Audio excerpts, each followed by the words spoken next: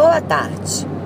Enquanto retorno de Porto Alegre para Joinville, vou preparando mais uma de nossas aulas para o blog. Aí vocês vão dizer: ai, professora, mas isso não é bonitinho da sua parte. É verdade, não é. Mas, primeiro, o tempo é o nosso maior bem.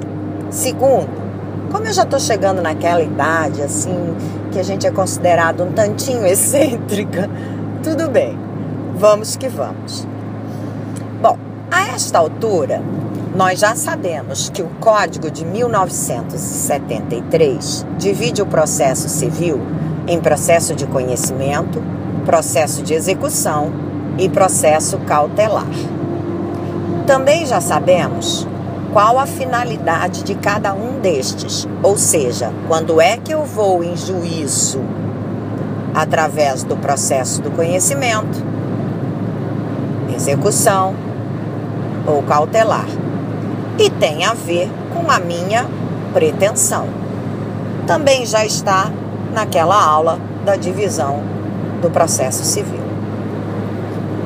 Bom, embora a gente já saiba que o processo civil se divide nestes 3 processos, didaticamente não é salutar estudarmos a todos simultaneamente.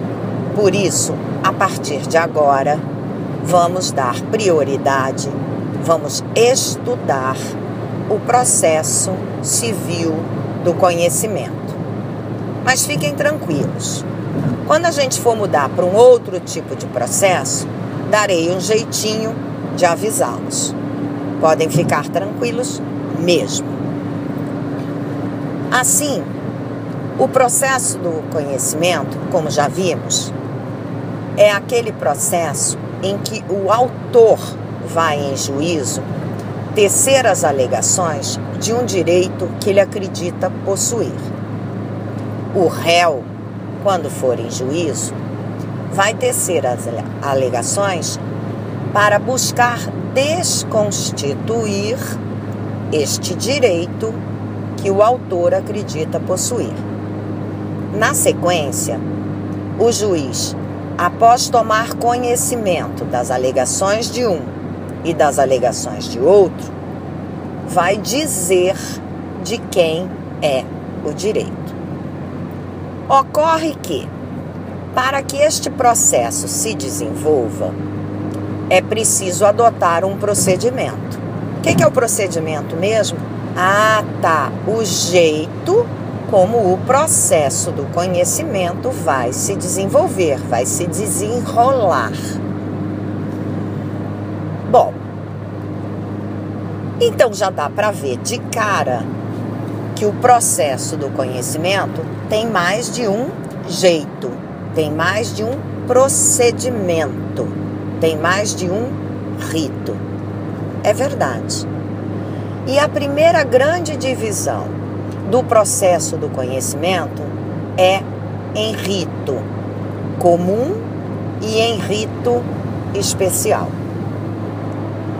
Mas antes de explicar exatamente esta divisão do processo, vamos deixar o processo um tantinho de lado e vamos analisar uma situação da nossa vida comum. Vou me tomar por exemplo. Todos os dias, quando eu acordo, eu sigo uma rotina, invariavelmente os mesmos passos.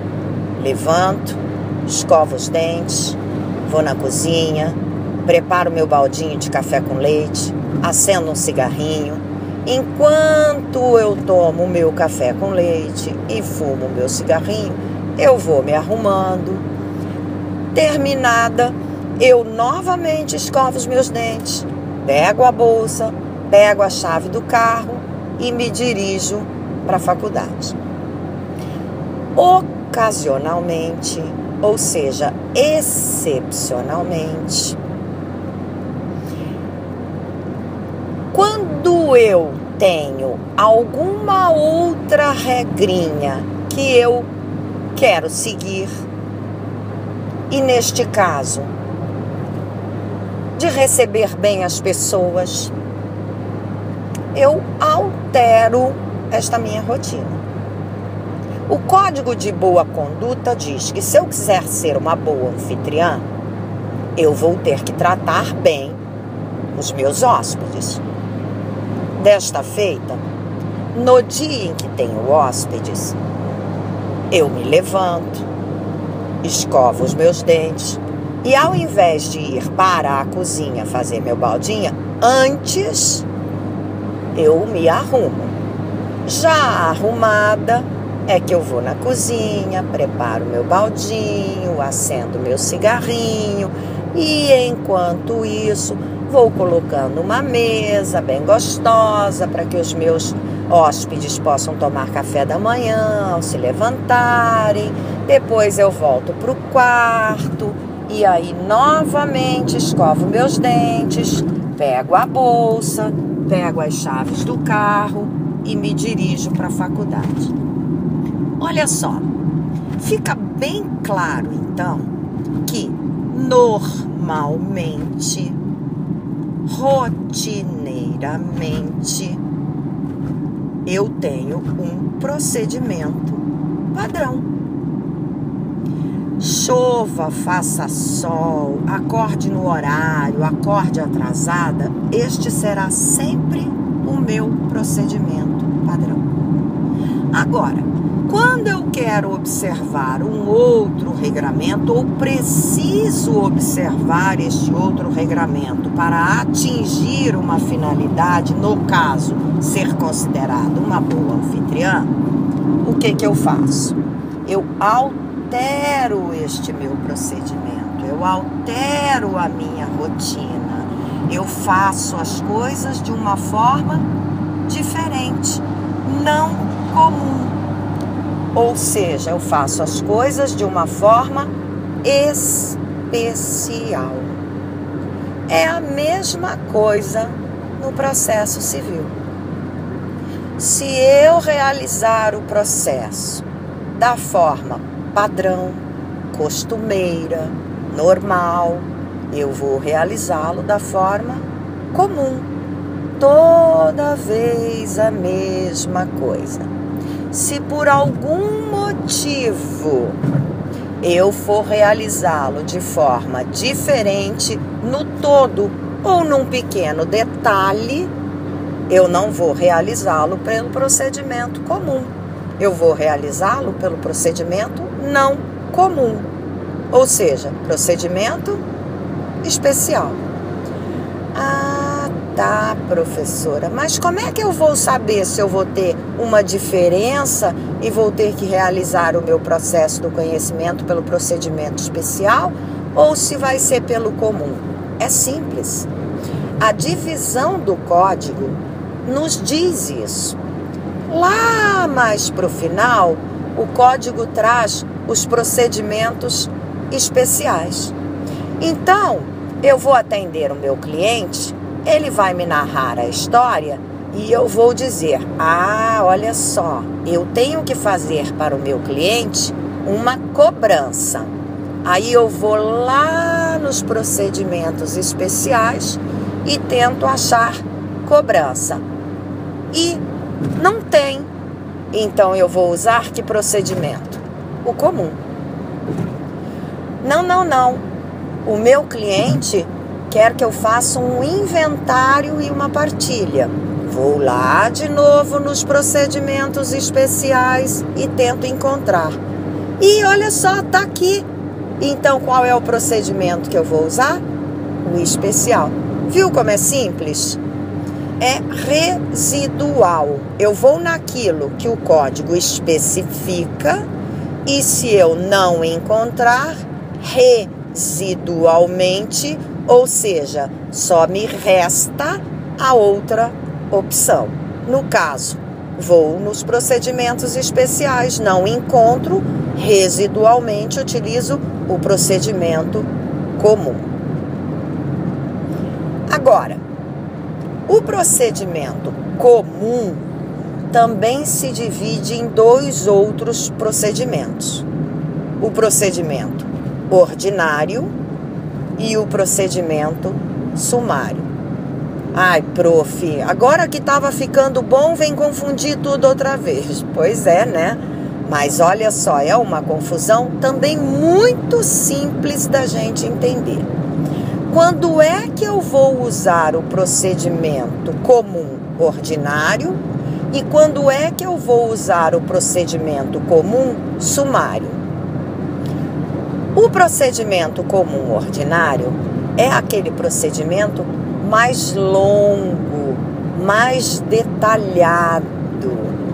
Ordinário é nada de extraordinário. Vai ser sempre aquilo e ele é mais demorado. O procedimento comum sumário, o próprio nome já diz, embora seja sempre a mesma coisa, ele é reduzido. Ele não é tão longo quanto o ordinário. Ah, tá, professora. Mesmo assim, não sei quando eu vou usar um e outro. Simples. Lembra da regrinha que o processo civil é residual? Então, você vai lá no artigo 275 do Código e você vai se deparar com as possibilidades ou com as hipóteses em que eu posso realizar o processo do conhecimento, eu posso fazer o processo do conhecimento pelo rito sumário. Eu tenho ali duas regrinhas para observar. Uma quanto ao valor da causa e outra, tanto faz o valor da causa referente à matéria que eu vou discutir. Então, voltando àquela ideia de que eu estou recebendo meu cliente, eu já sei se eu vou seguir o rito especial ou comum. Ah, vai ser o comum. Agora, o que eu vou fazer? Eu vou saber se eu vou seguir o rito comum, ordinário ou sumário. Vou lá no 275, tento incluir o caso do meu cliente no 275. Consegui? Ótimo, vou fazer pelo rito sumário. Não consegui? Vou fazer por que rito? Ordinário. Viu como é simples? Aí um aluno vai me perguntar assim: ah, tá, professora, o sumário é aquele dos juizados especiais, né? Não. Os juizados especiais não são regidos pelo CPC. Eles são regidos, o estadual, pela Lei 9.099 de 95 e o estadual pela Lei 10.259 de 2001. E subsidiariamente, ou seja, naquilo que estas leis forem omissas, aí sim, pelo Código de Processo Civil. Mas sobre o procedimento sumaríssimo, nós vamos falar em outro momento. Por hora, já tem material para estudar. Tchau, tchau.